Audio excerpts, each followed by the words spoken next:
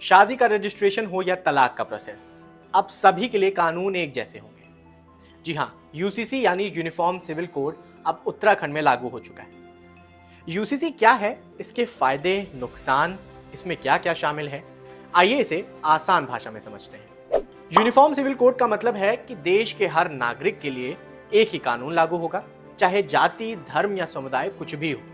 शादी, तलाक, उत्तराधिकार, गोद लेना और संपत्ति जैसे मुद्दों पर सबके लिए बराबर नियम होंगे। यानी अब अलग अलग धर्मों के लिए अलग कानून खत्म हो जाएंगे।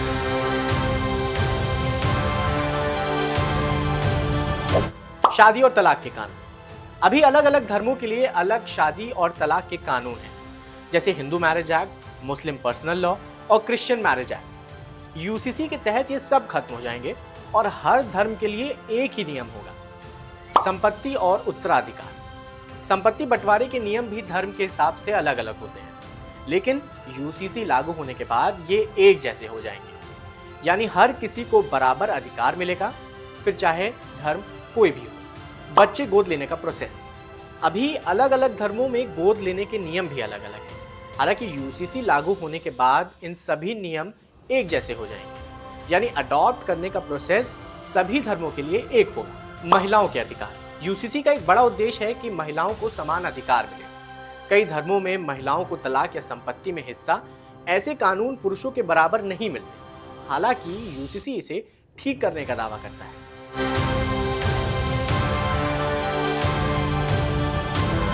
अब बात करते हैं यूसीसी के फायदे की। सभी के लिए समान कानून, यूसीसी से हर नागरिक को एक जैसा अधिकार मिलेगा। इससे धार्मिक भेदभाव और कानून में असमानता खत्म होगी। आप इसे ऐसे समझ सकते हैं कि आम तौर पर किसी एक धर्म में तलाक लेने के लिए अलग प्रोसेस होता है, तो वहीं दूसरे धर्म में ये प्रोसेस अलग होता है। पर यूसीसी इसे अब खत्म कर देगा, यानी अब सभी के लिए एक ही प्रोसेस होगा। वुमेन राइट्स, माना जाता है कि कई धार्मिक कानून में महिलाओं को पुरुषों के बराबर अधिकार मिलते हैं, लेकिन यूसीसी लागू होने के बाद महिलाओं को शादी, तलाक और संपत्ति जैसे मामलों में समान अधिकार मिल सकते हैं। इससे फायदा देश की एकता में भी होगा। पूरे देश में एक कानून लागू होगा, चाहे कोई इंसान किसी भी धर्म का हो, सभी को बराबर राइट्स मिलेंगे और इससे देश में यूनिटी बढ़ेगी। कानून प्रक्रिया आसान होगी।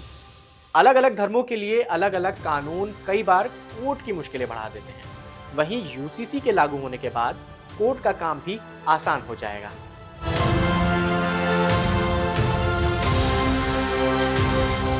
चलिए अब जानते हैं कि यूसीसी से नुकसान क्या होंगे। क्या ये संविधान के खिलाफ है? भारत में सभी धर्म को अपने रीति रिवाजों को मानने की आजादी है। लोगों का मानना है कि यूसीसी लागू करने से ये आजादी खतरे में पड़ सकती है। संस्कृति और परंपराओं पर असर, सदियों से चली आ रही धार्मिक और सांस्कृतिक परंपराओं पर यूसीसी का असर पड़ सकता है। देश के हर समुदाय की अलग पहचान है और यूसीसी इसे खत्म कर सकता है। हालांकि इससे राजनीतिक विवाद भी बढ़ सकते हैं। कैसे, समझिए। यूसीसी को लागू करना आसान नहीं है। ये राजनीतिक और सामाजिक विवादों को बढ़ा सकता है। कुछ समुदाय इसे अपनी धार्मिक स्वतंत्रता पर हमला मान सकते हैं।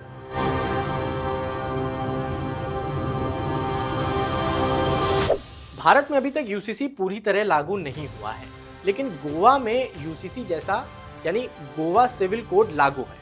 इसके तहत शादी, तलाक और संपत्ति के मामलों में सभी धर्मों के लिए समान कानून है। लेकिन सवाल ये नहीं है कि यूसीसी सही है या गलत। सवाल ये है कि क्या इसे देश भर में सही तरीके से लागू किया जा सकता है।